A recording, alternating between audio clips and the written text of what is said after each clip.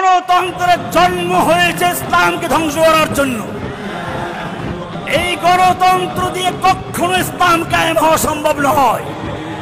তারপরেও গণতান্ত্রিক দলগুলো আছে, তাদের ঐক্য দেখে আনন্দ পেয়েছিলাম, মনে করেছিলাম যাই হোক তারা ক্ষমতায় গেলে কমপক্ষে হাসিনার মতো দরকার হয় না। কিন্তু কি দেখতে পেলাম, তাদের মধ্যে এখন কেউ কেউ ঘুরঘুর করছেন বড় বড় কোন দলের কাছে গিয়ে নেতৃত্ব পাওয়ার জন্য।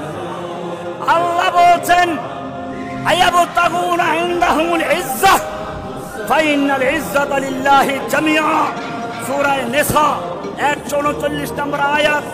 আল্লাযীনা ইয়াত্তাখিযুনাল কাফিরিনা আউলিয়া মিন দুনিল মুমিনিন, যারা মুমিনদেরকে বাদ দিয়ে কাফিরদেরকে অভিভাবক বানায়, বন্ধু বানায়, যাদের সাথে ঐক্যজোট করে, আল্লাহ বলেন আয়াবতাগুনা ইনদাহুমুল ইজ্জাহ, তারা কি ওদেরকে ইজ্জত চায়, সম্মান চায়, ক্ষমতা চায়।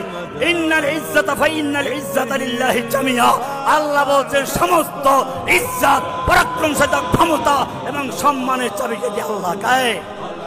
আগামী বিপ্লব ইসলামের বিপ্লব, আগামী বিপ্লব কোরআনের বিপ্লব, আগামী বিপ্লব হয়ে মানব রচিত সংসদকে উৎখাত করে আল্লাহর দেওয়া সংবিধানকে আদালতে সংসদে কায়েম করে ছাড়বে ইনশাআল্লাহ।